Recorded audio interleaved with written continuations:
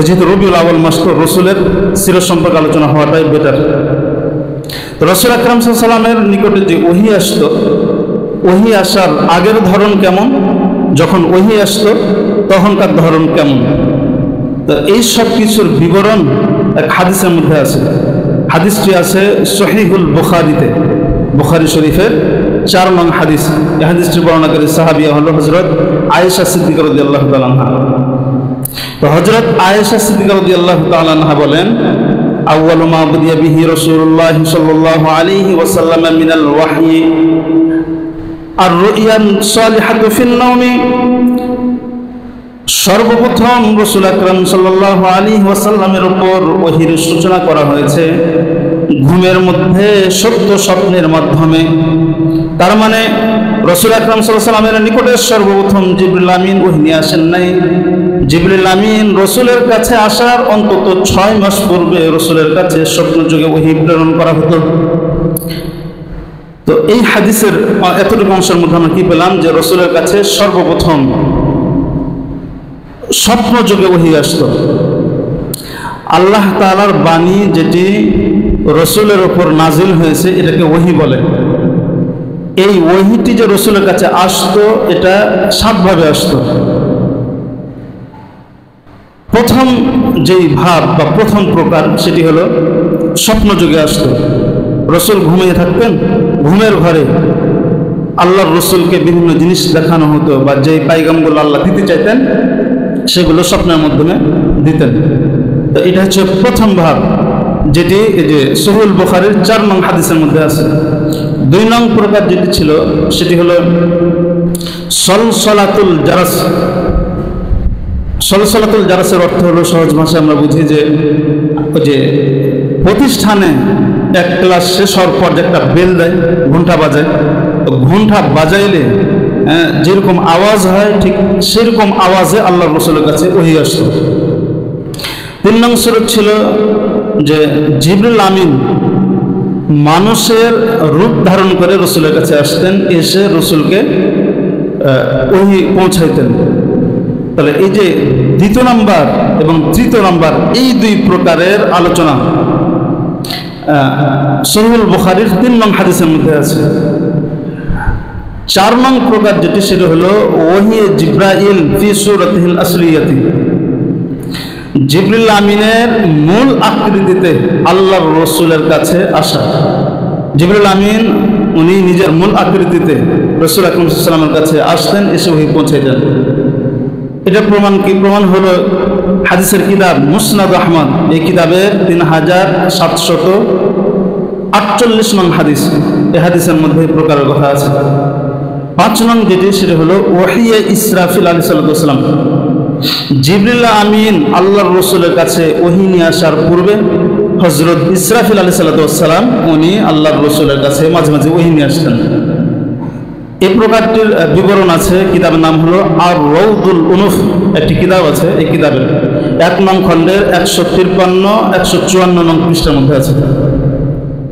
6 নং যে প্রকারটি সেটি হলো যে রাসূল আকরাম সাল্লাল্লাহু আলাইহি ওয়াসাল্লামের অন্তরে জিবরিল আমিন ওহী সঞ্চার করতেন। তার মানে যেই জিনিসটির ওহী বা যে বার্তাটির ওহী রসুলের কাছে পৌঁছানোর উদ্দেশ্য সেটি রসুলের অন্তরে ঢেলে দিতেন। রসুলের অন্তর উদয় হলে তখন রসুল সেটি পৌঁছাইতেন। তাহলে এটি হলো 6ম নং প্রকার। এই প্রকারটির বিবরণ আছে, হাদিসের একটি কিতাব আছে সহিহুল জামে, এই কিতাবের 2085 নং হাদিসের মধ্যে বিবরণ আছে। 7ম নং প্রমাণ, যে 7ম নং প্রকার যেটি সেটি হলো যে সরাসরি আল্লাহ তাআলা রাসূল আকরাম সাল্লাল্লাহু আলাইহি ওয়াসাল্লামের সাথে কথা বলে এটা ওহী নাযিল করেছে, যে মিরাজের রাত্রিতে হয়েছে, 5 ওয়াক্ত নামাজে ফরজ করেছে। তাহলে এই যে এই 7ম নম্বর প্রকারের বিবরণ আছে সহিহুল বুখারী 3749 নং হাদিসের মধ্যে। তাহলে আমরা আল্লাহর রসুলের কাছে যে ওহী আসতো, বাণী নাজিল হতো, এটা কয় প্রকার পেলাম? 7 প্রকার। এই 7 প্রকারের মধ্যে থেকে প্রথম প্রকার যেটি সেটি হলো স্বপ্নযোগে আল্লাহর রসুলের কাছে ওহী আসতো। তো এই যে প্রথম প্রকার, এই প্রকারটিকে এই হাদিসের শুরু অংশে আয়েশা সিদ্দিকা রাদিয়াল্লাহু তাআলা আনহা বলছেন যে আউয়ালু মা বুদিয়া বিহি রাসূলুল্লাহ সাল্লাল্লাহু আলাইহি ওয়াসাল্লাম মিনাল ওয়াহয়ি আর রুইয়া সালিহাতু, রাসূলের কাছে সর্বপ্রথম ওহীর সূচনা করা হয় জিবরিল আমিনের মাধ্যমে না, বরং স্বপ্নযোগে, ঘুমের মধ্যে স্বপ্নযোগে আল্লাহ রাসূলের কাছে ওহী প্রেরণ করা হয়। রাসূল যে স্বপ্ন দেখতেন, রাসূলের স্বপ্ন আবার 3 গুণের যে কোনো এক গুণে গুণান্বিত। আমাদের স্বপ্ন আর রাসূলের স্বপ্নের মাঝে পার্থক্য আছে। রাসূল যে স্বপ্নটা দেখতেন ওহী হিসেবে, সেই স্বপ্নটা 3 গুণ। এক, as-সালিহা, অর্থাৎ আর রুইয়া আরবি শব্দ, এর বাংলা অর্থ হলো স্বপ্ন, আর এর গুণ হলো as-সালিহা, অর্থাৎ আর রুইয়া সালিহা।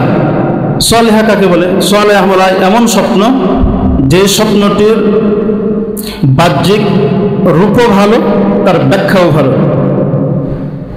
আমরা অনেক সময় স্বপ্ন দেখি অনেক সুন্দর, কিন্তু যখন যারা তাবির করে, ব্যাখ্যা করে, এদেরকে যদি জিজ্ঞেস করি আমি আজকে রাত্রে স্বপ্নটা দেখেছি, তখন অনেক সময় এর ব্যাখ্যাটা কি হয়? খারাপ হয়।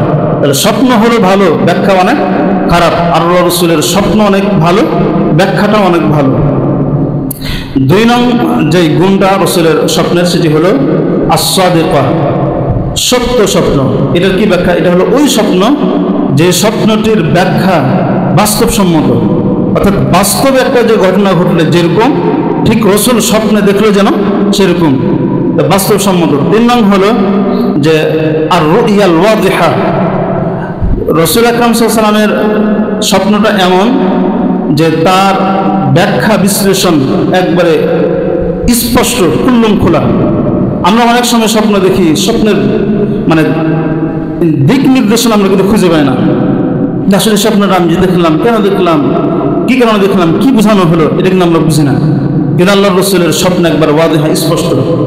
তো রাসূলের কাছে সর্বপ্রথম ওহী আসতো স্বপ্নযোগে, আবার রাসূলের স্বপ্নটা 3 গুণের যে কোনো এক গুণে গুণান্বিত। প্রথম গুণ হলো আর রুইয়া সালিহা। তো হযরত আয়েশা সিদ্দিকা রাদিয়াল্লাহু তাআলা আনহা বলেন যে এই হাদিসের মধ্যে যে রাসূলের কাছে যে স্বপ্ন আসতো, ওহী আসতো স্বপ্ন হিসেবে, সেই স্বপ্নটা ছিল as-সালিহা।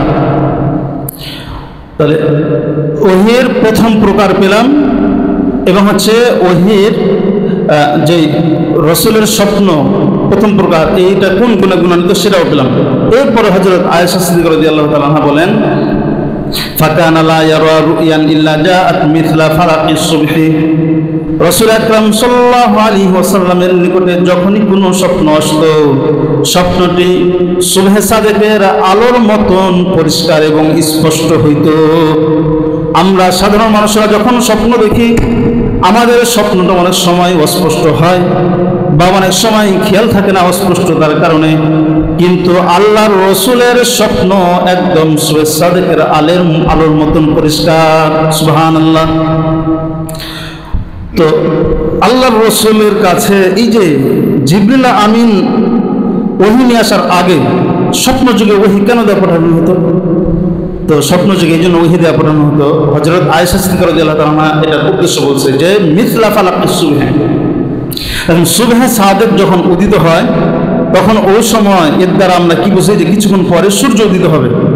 তো আল্লাহর রাসূলের কাছে জিবরিল আমিনের মাধ্যমে ওহী প্রথমে না পাঠিয়ে স্বপ্নযুগে ওহী পাঠিয়ে আল্লাহ এই বার্তা দিয়েছেন যে আপনার কাছে খুব দ্রুত জিবরিল আমিন ওহী নিয়ে আসবে। এই জন্য আল্লাহর রাসূলের কাছে স্বপ্নযুগে ওহী দিয়ে পাঠানো হতো। তো এই যে স্বপ্নটা আসতো আল্লাহর রাসূলের কাছে, স্বপ্নটা দেখতেন কত মাস আগে? আমি বললাম যে জিবরিল আমিন রাসূলের কাছে আসা অন্তত 6 মাস পূর্বে। তো এই 6 মাস আল্লাহ রাসূল কি করছেন? হযরত আয়েশা সিদ্দিকা রাদিয়াল্লাহু তাআলা আনহা বলেন সুম্মা হুব্বিবা ইলাইহিল খালাউ, রাসূল যে সময় স্বপ্নযোগে ওহী পেতেন, ঠিক ওই সময় আল্লাহর রাসূলের কাছে একাকী থাকাটাকে অনেক পছন্দ করে দেওয়া হলো। এজন্য আল্লাহর রাসূল লোকালয়ে থাকতে বেশি পছন্দ মনে করতেন না, বরং তিনি সব সময় একাকী থাকা বেশি পছন্দ মনে করতেন। তো ওয়াকানা ইয়াখলু বিগারি হিরা, তো রাসূল আকরাম সাল্লাল্লাহু আলাইহি ওয়াসাল্লাম একাকী সময় পার করার জন্য মক্কা থেকে 3 মাইল দূরে মিনায় যাওয়ার পথে হাতের বাম পাশে একটি পাহাড় আছে, যে পাহাড়টির নাম হলো হেরা পাহাড়।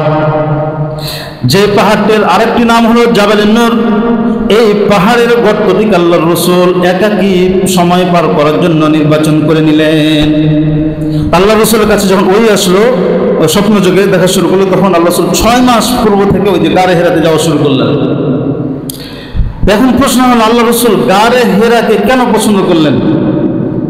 মক্কাতে তো পাহাড়ের কোনো অভাব নেই, শুধু পাহাড় আর পাহাড়। তো অন্যান্য পাহাড় নির্বাচন না করে গারে হেরাকে উনি পছন্দ করলেন কেন? তার উত্তর হলো, রাসূল আকরাম সাল্লাল্লাহু আলাইহি ওয়াসাল্লাম যখন ছোট ছিলেন তখন ওই সময় রাসূল আকরাম সাল্লাল্লাহু আলাইহি ওয়াসাল্লামের দাদা আব্দুল মুত্তালিব উনি এই গারে হেরাতে আসতেন। তো যখন দাদা আসতো, নাতিও দাদার সাথে আসতো। ঠিক ওই সময় থেকে আল্লাহর রাসূলের দিলের মধ্যে এই গারে হেরার প্রতি এক প্রকারের মহব্বত জন্মে গিয়েছিল।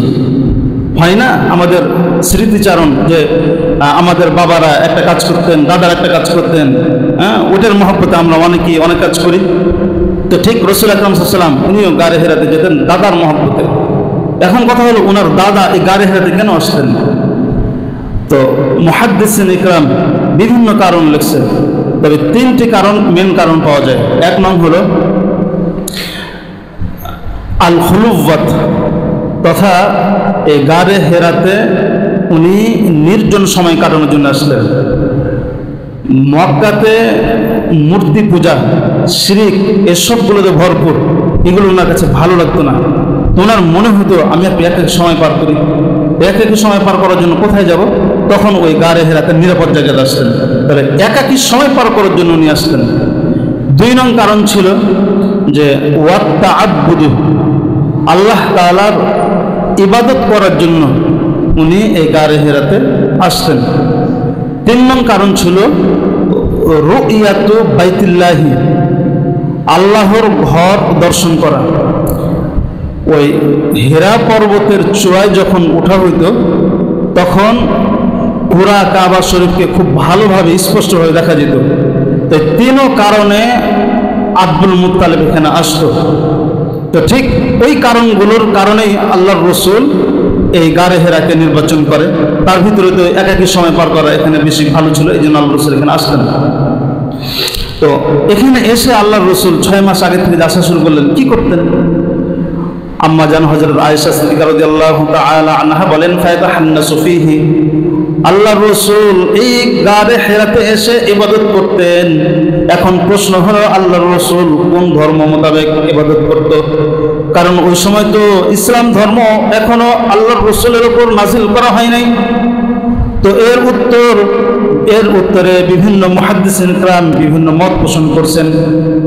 কেউ বলে রাসূল আকরাম সাল্লাল্লাহু আলাইহি ওয়াসাল্লাম গারে হেরাতে ইব্রাহিম আলাইহিস সালামের ধর্ম মোতাবেক আমল করতেন। কেউ কেউ বলে হযরত নূহ আলাইহিস সালামের ধর্ম মোতাবেক আমল করতেন। কেউ কেউ বলেন হযরত মূসা আলাইহিস সালামের ধর্ম অনুযায়ী আমল করতেন। আবার কোন কোন মুহাদ্দিস বলেন যে হযরত ঈসা আলাইহিস সালামের ধর্ম অনুযায়ী আমল করতেন। কিন্তু বিশুদ্ধ মত হলো যে রাসূল আকরাম সাল্লাল্লাহু আলাইহি ওয়াসাল্লাম নির্দিষ্ট কোন ধর্ম অনুযায়ী আমল করতেন না, বরং আল্লাহ তাআলা রাসূলের অন্তরে যেই ইবাদতগুলো উদিত করতেন আল্লাহর রাসূল সেই ইবাদতগুলো এই গারে হেরাতে করতেন। এখন কথা হলো যে আল্লাহর রাসূল যে এখানে ইবাদত করতে যেতেন, কতদিন পর পর বাসায় আসতেন? গারে হেরা তো আমরা যারা মক্কাতে গেছি তারা তো আমরা জানি দূর আছে, প্রায় 3 মাইল। এখন 3 মাইল, আবার পাহাড় অনেক উঁচু। তো আবার তখন তো যোগাযোগ মাধ্যম ছিল পায়ে হাঁটা, এখন তো গাড়ি টাড়ি সব হয়েছে। আল্লাহর রাসূল কতদিন পর পর আসতেন? তো হাদিস শরীফ আম্মা জান আয়েশা সিদ্দিকা রাদিয়াল্লাহু তাআলা বলেন, ক্বাবলা আন ইয়ানজিআ ইলা আহলিহি, যে উনি পরিবারের আগ্রহ দিলের মধ্যে যতক্ষণ পর্যন্ত না আসতো ততক্ষণ পর্যন্ত আল্লাহর রাসূল এখানে ইবাদত করতেন। যখন পরিবারের দরকার মনে হতো তখন আসতেন। এখন কথা হলো যে সময়সীমা কতটুকু ছিল? তো হযরত আয়েশা বলেন যে ওয়াহুয়া তাআব্বুদুল লায়ালি রাওয়াতিল আদাদ, আল্লাহর রাসূল এই গারে হেরাতে ধারাবাহিকভাবে কয়েক রাত কয়েক দিন পর্যন্ত ইবাদত করতেন। সময়সীমার বিবরণ এখানে নেই। মুসলিম শরীফের 161 নং হাদিস, তার মধ্যে আল্লাহ রাসূল বলেন, জাওয়ারতু বিহিরা শাহরান, আমি গারে হেরাতে কখনো কখনো 1 মাস পর্যন্ত ইতিকাফ করতাম। তার মানে সর্বোচ্চ টাইম ছিল 1 মাস। 1 মাস আল্লাহর রাসূল কখনোই বাসায় আসতেন না। এখন কথা হলো যে খাবার দাবারের কি অবস্থা হতো। আম্মাজান বলেন, ফায়াতাউ যাওয়াদু লিযালিক, আল্লাহর রাসূল যখন গারে হেরাতে যেতেন বাসা থেকে খাদ্য এবং পানীয় সাথে করে নিয়ে যেতেন। খাবার এবং শুকনা কিছু খাবার এবং পানি নিয়ে যেতেন। সুম্মা ইয়ারজিউ ইলা খাদিজাতা ফায়াতাযাওয়াদু লিমিসলিহা, এরপর যখন খাবার শেষ হয়ে যেত আল্লাহর রাসূল নিজে আবার খাবার নিতে আসতেন, আবার খাবার এবং পানীয় নিয়ে আবার সেখানে যেতেন। অন্য বর্ণনাতে আছে মাঝে মাঝে আম্মাজান হযরত খাদিজাতুল কুবরা রাদিয়াল্লাহু তাআলা আনহা আল্লাহর রাসূলের জন্য খাবার নিয়ে যেতেন। তাহলে ইবাদত পেলাম, কতদিন থাকতেন তাও আমরা পেলাম। এভাবে চলতে থাকলো হাত্তা জাআহুল হাক্ক ওয়া হুয়া ফি গারি হিরা। এভাবে করতে করতে আল্লাহর রাসূলের নিকটে ওহী চলে আসলো গারে হেরাতে ইবাদত করা অবস্থায়। তো যখন আল্লাহর রাসূলের কাছে ওহী আসলো, আল্লাহর রাসূলের বয়স যখন 40 বছর পূর্ণ হলো, রমজান মাস 27 রমজানের রাত্রিতে আল্লাহর রাসূলের নিকটে একজন ফেরেশতা আসলো ওহী নিয়ে। তো ফাজাআহুল মালাকু, ফেরেশতা এসে আল্লাহর রাসূলের কাছে আসলেন, এসে বলতেছেন, ফাকালা ইকরা, আপনি আমার সাথে পড়ুন। ফাকাল, আল্লাহর রাসূল বলেন, ফাকুলতু মা আনা বিকারিন, আমি ফেরেশতাকে উত্তর দিলাম যে আমি তো উম্মি, আমার জাগতিক কোনো শিক্ষা নেই, আমি তো পড়তে পারি না। যখন আমি কথা বললাম, হযরত রাসূল আকরাম সাল্লাল্লাহু আলাইহি ওয়াসাল্লাম বলেন, ক্বাল ফাআখাযানি ফাগাত্তানি, ফেরেশতা আমাকে দুই পাশ থেকে ধরে একটি চাপ দিল। হাত্তা বালাগানি মিন্নিল জুহদ, চাপের কষ্টটা এত বেশি ছিল যে আমার ধৈর্য ক্ষমতা শেষ পর্যায়ে পৌঁছে গেল। সুম্মা আরসালানি, এরপরে জিবরিল আমিন আমাকে ছেড়ে দিলেন। ফাকালা ইকরা, এরপরে দ্বিতীয়বার বললেন, আপনি আমার সাথে পড়ুন। ফাকুলতু, আমি দ্বিতীয়বার বললাম, মা আনা বিকারিন, আমি তো পড়তে পারি না।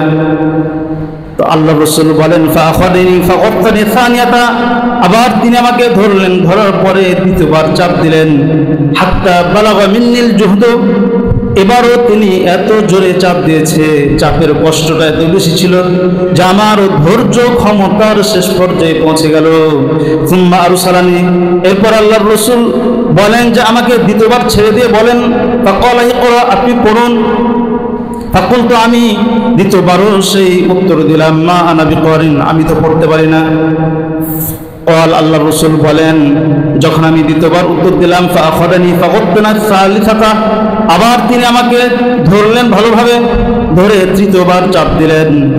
হাত্তা বালাগা মিন্নিল জুহদ, এবারও আমার ধৈর্য ক্ষমতাটা শেষ পর্যায়ে পৌঁছে গেল, এত জোরে চাপ দিল। সুম্মা আরসালানি, এরপরে ছেড়ে দিয়ে আমাকে বলে, ইকরা বিসমি রাব্বিকাল্লাযী খলাক, খলাকাল ইনসানা মিন আলাক, ইকরা ওয়া রাব্বুকাল আকরাম। আল্লাহর রাসূল বলেন, সূরা আলাকের 5টি আয়াত আমার উপর নাযিল করলেন। তো তৃতীয়বার যখন চাপ দিয়ে ছেড়ে দিল, আমার মুখ দিয়ে অটোমেটিকলি ওই আয়াতগুলো বের হতে লাগলো। সুবহানাল্লাহ। তাহলে এই যে জিবরিল আমিন আল্লাহর রাসূলের কাছে আসলেন, এসে প্রথমে বলছে আপনি পড়েন। আল্লাহর রাসূল বলছে আমি পড়তে পারি না। তো চাপ দিছে, রাসূল নিজে বলতেছে যে চাপের পরিমাণটা কি পরিমাণ ছিল। বলতেছে এত জোরে চাপ দিয়েছে, মানে আমার সহ্যের বাইরে চলে গেছে, কি পরিমাণ চাপ। আমরা সবাই জানি যে আল্লাহর রাসূলের গায়ে সাধারণ মানুষের প্রায় 4000 মানুষের কি ছিল, শক্তি ছিল। সুবহানাল্লাহ। একজন হৃষ্টপুষ্ট যুবক, এরকম 4000 যুবকের শক্তি আল্লাহর রাসূলের গায়ে আল্লাহ তাআলা একাই দিয়ে দিয়েছিলেন। কি পরিমাণ শক্তি আল্লাহর রাসূলের গায়ে ছিল। এরপর আল্লাহর রাসূল বলেন যে যখন আমার গায়ে চাপ দিল, মনে হলো যে আমার জান বের হয়ে যাবে, ধৈর্যের বাইরে চলে গেছে। এখানে শিক্ষা আছে কিছু। দেখেন, জিবরিল আমিনকে দিয়ে চাপ দেওয়ার রাসূলকে কারণ কি ছিল? এটা শিক্ষা দিয়েছে উম্মতকে যে কোরআন ও হাদিস এটা দ্বীনি শিক্ষা, এই শিক্ষা যারা গ্রহণ করতে আসবে তাদেরকে বেতন দেওয়ার দরকার আছে। এই জন্য দেখবেন কওমি মাদ্রাসাতে হেফজখানার ওস্তাদেরা ছাত্রদেরকে খুব মারে। কিন্তু আমরা যারা কওমি মাদ্রাসায় পড়ায়, ছাত্ররা যখন পড়া না পারে তখন খুব মারি। এটি কিন্তু শিক্ষা খনকার। কারণ একটা ছেলে যখন চেষ্টা করবে, তার ব্রেন কাজ করবে না, যখন ওস্তাদ পিটন দিবে তখন আল্লাহর কুদরতে তার জেহেন খুলতে থাকবে।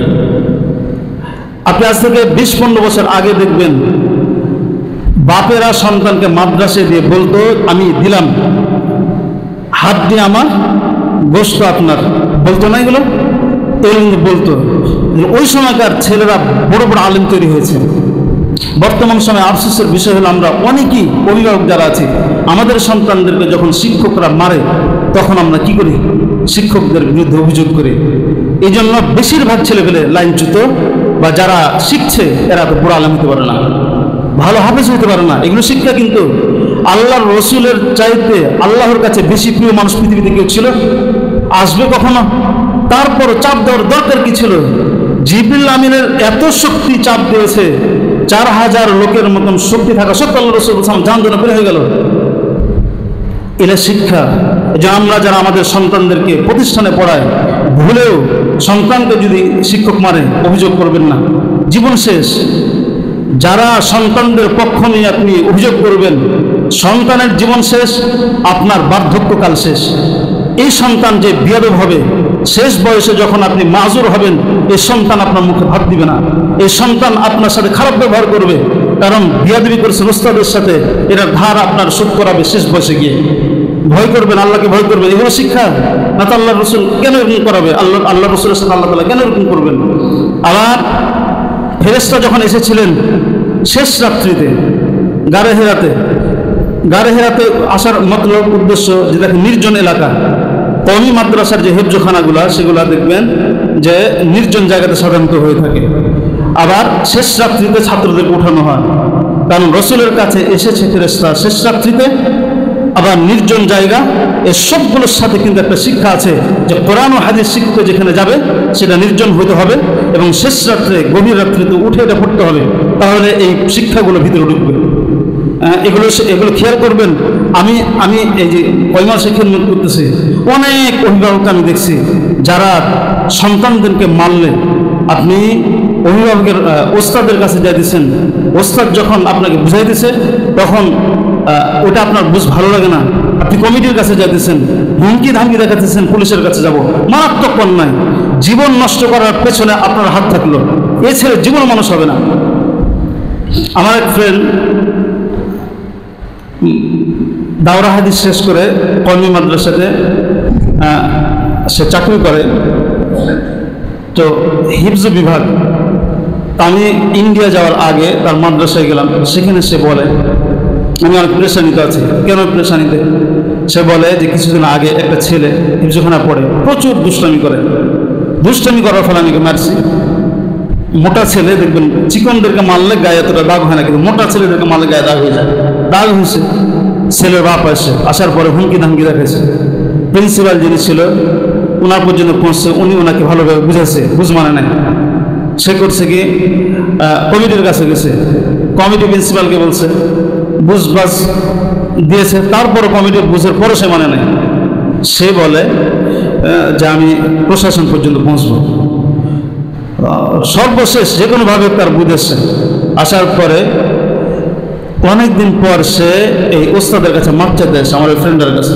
এবার ফ্রেন্ড বলছে আগে যে আপনার ছেলেকে আমি মারলাম, গায়ে দাগ হলো, এ দাগটা তো একসময় মিশে যাবে, কিন্তু আপনি যে দৌড়াদৌড়ি করলেন, দৌড়াদৌড়ি করার কারণে আমার দিলের মধ্যে যে দাগটা লেগেছে, এ দাগ মুসলিম কেমনে? শেষ ছেলের জীবন। এই ছেলের জীবন মানুষ হবে না, লাঞ্ছিত। কিছুদিন পরে ছেলের মাদ্রাসায় পড়ে নেই, এই ছেলে বিয়াদব, শেষ বয়সে গিয়ে বাপ মাকে লাথি মারবে। মারাত্মক খারাপ এগুলো যারা যে সমস্ত ভাইদের সন্তানদেরকে মাদ্রাসায় পড়ান, এগুলো কখনোই করবেন না। আমি কোরআন হাদিস থেকেই কথা বলছি এবং শিক্ষার থেকে, এটা মোটেও আমার বানানো না। আপনি খেয়াল করে দেখবেন যারাই ওস্তাদের বিরুদ্ধে কথা বলছে, অভিভাবকরা ওস্তাদের বিরুদ্ধে কথা বলছেন, তারা মানুষ হয় নাই। ছেলে এসে আপনাকে বলবে ওস্তাদ মেরেছে, আপনার বলা উচিত ওস্তাদ জয়টা মেরেছে, তার তাকে বেশি মারবো ওস্তাদের নামে কথা বললে পারে। এই ছেলে মানুষ হবে। আল্লাহ তাআলা আমাদের সবাইকে বুঝদান করুক, আমিন।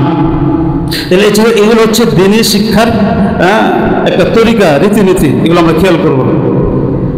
এরপরে কি হলো, যখন 5 আয়াত নাজিল হলো, 5 আয়াত নাজিল হওয়ার পরে আল্লাহর রাসূল ফারাজা বিহা রাসূলুল্লাহ সাল্লাল্লাহু আলাইহি ওয়াসাল্লাম, রাসূল আকরাম সাল্লাল্লাহু আলাইহি ওয়াসাল্লাম গারে হিরা থেকে 5টি আয়াত নিয়ে ফেরত আসলেন। ইয়ারজুফু ফুআদুহু, যে সময় হযরত খাদিজাতুল কুবরা রাদিয়াল্লাহু তাআলা আনহার ঘরে আসলেন, আল্লাহর রাসূলের অন্তর খুব কাঁপতেছিল। তো ফাকাল ফাদাখালা আলা খাদিজা বিনতে খুয়াইলিদ, আল্লাহর রাসূল খাদিজা বিনতে খুয়াইলিদের নিকটে প্রবেশ করলেন। ফাকাল, প্রবেশ করার পরে রাসূল বলেন, জাম্মিলুনি জাম্মিলুনি, তোমরা আমাকে চাদর পরাও, তোমরা আমাকে চাদর পরাও। ফাজাম্মালুহু, তারা সবাই মিলে আল্লাহর রাসূলের গায়ে চাদর পরালো। তো যখন চাদর পরালো, সুম্মা যাহাবা আনহু রূহু, ওই যে জিবরিল আমিন আল্লাহর রাসূলের কাছে যে ওহী নিয়ে এসেছিলেন, তার একটা প্রভাব যেই রাসূলের উপর ছিল, সেটি যখন চলে গেল। ফাকালা লিখাদিজাতা ওয়া আখবারাহাল খবরা, রাসূল আকরাম সাল্লাল্লাহু আলাইহি ওয়াসাল্লাম হযরত খাদিজাতুল কুবরা রাদিয়াল্লাহু তাআলা আনহাকে পুরো ঘটনার বিবরণ শোনালেন যে আমার সাথে এই এই কিছু হলো। তো ফাকালা, আল্লাহর রাসূল বলেন, লাকাদ খাশিতু আলা নাফসি, ঘটনা শোনার পরে আল্লাহর রাসূল বলেন যে আমার নফসের ওপর আশঙ্কা হয়। কি আশঙ্কা? মনে হয় আমি মারা যাব, কিংবা আমি যে অসুস্থ হয়েছি এই অসুস্থতাটা দীর্ঘমেয়াদ পর্যন্ত থাকবে। আল্লাহর রাসূল যখন এই কথাগুলি হযরত খাদিজাতুল কুবরা রাদিয়াল্লাহু তাআলা আনহাকে বলতেছিলেন, ফাকালাত খাদিজা রাদিয়াল্লাহু তাআলা আনহা আল্লাহর রাসূলকে সান্ত্বনা দিয়ে বলেন,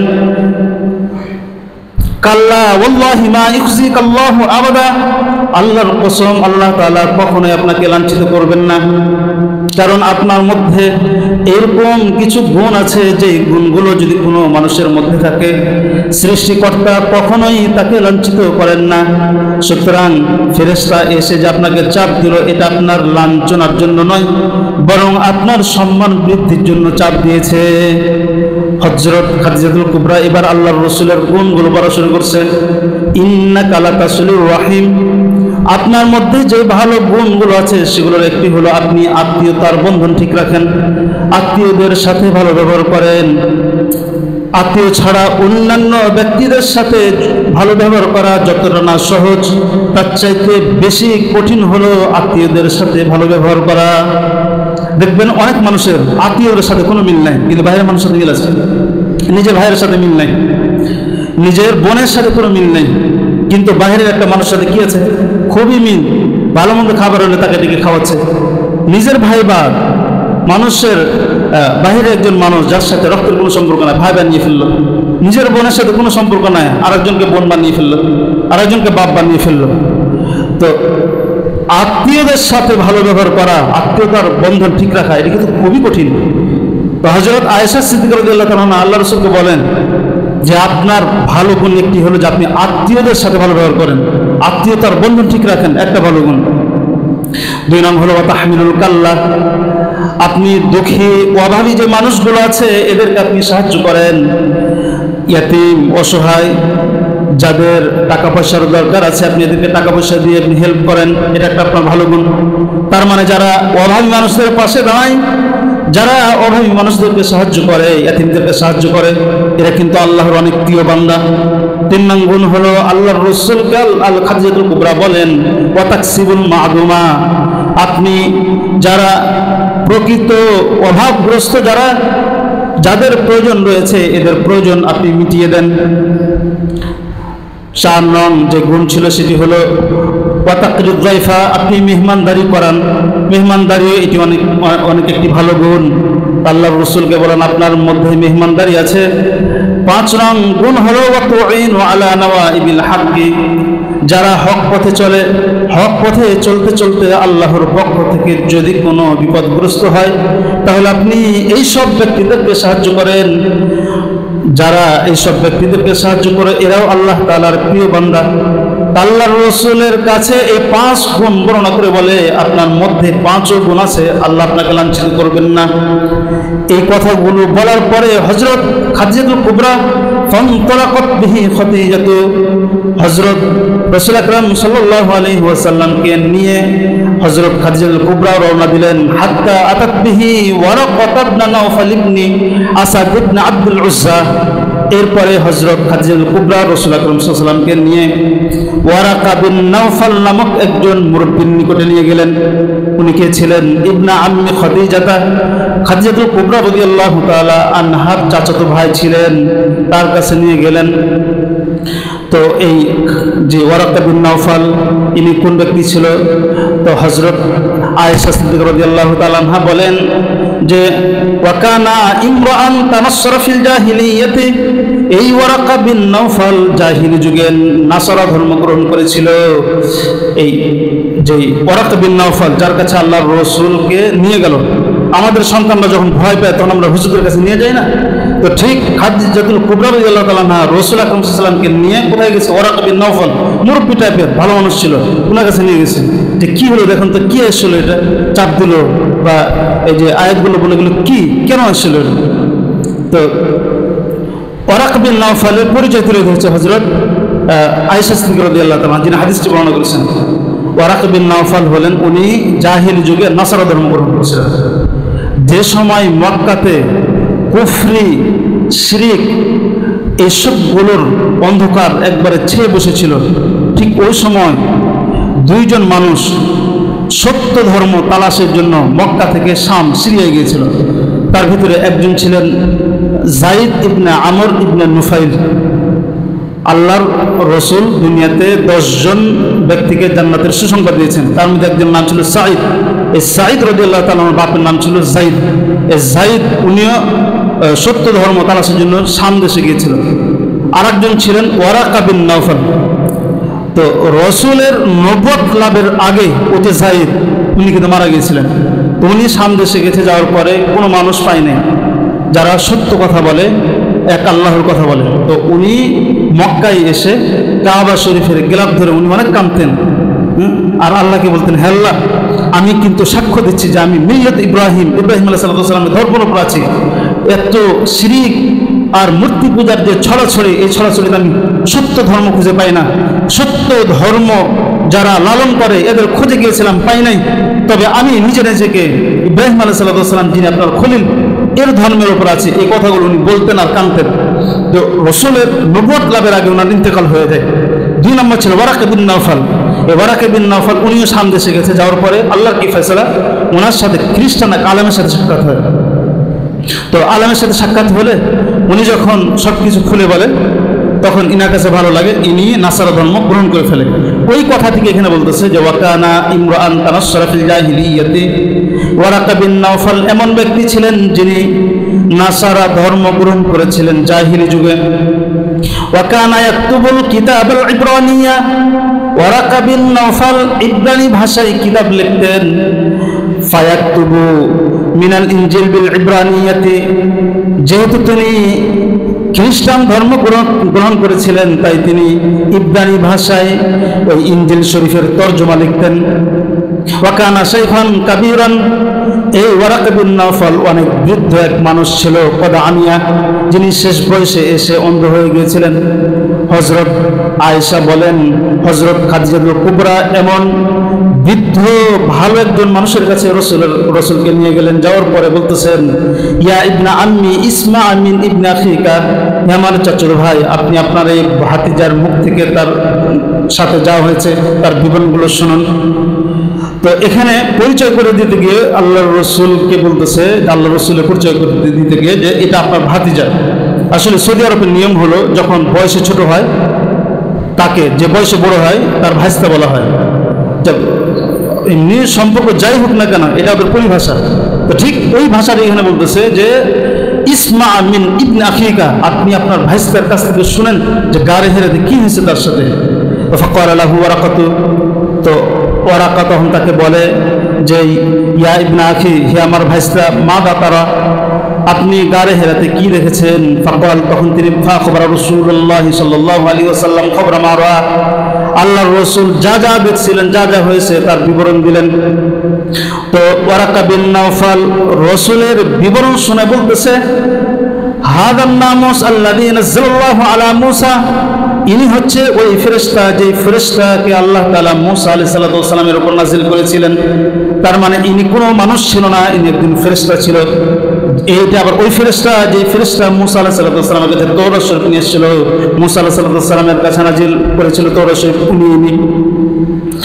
এরপরে এই ওয়ারাকা বিন নাওফাল আল্লাহর রাসূলকে বলেন, ইয়া লাইতানি ফিহা জারআন, আপনার কাছে তো নবুয়ত নিয়ে আসলো, আপনি এখন নবী, কিন্তু আফসোস যদি আমি আপনার নবুয়তের জিন্দেগির সময়গুলোতে আমি একটা তাগড়া যুবক থাকতাম, ইয়া লাইতানি আকুনু হাইয়ান, কিংবা আমি বেঁচে থাকতাম, ইখরিজুকা কওমুকা, যে সময় আপনার কওম আপনাকে আপনার মাতৃভূমি থেকে বের করে দিবে, ওই সময় যদি আমি জীবিত থাকতাম তাহলে আমি আপনার সাহায্য করতাম।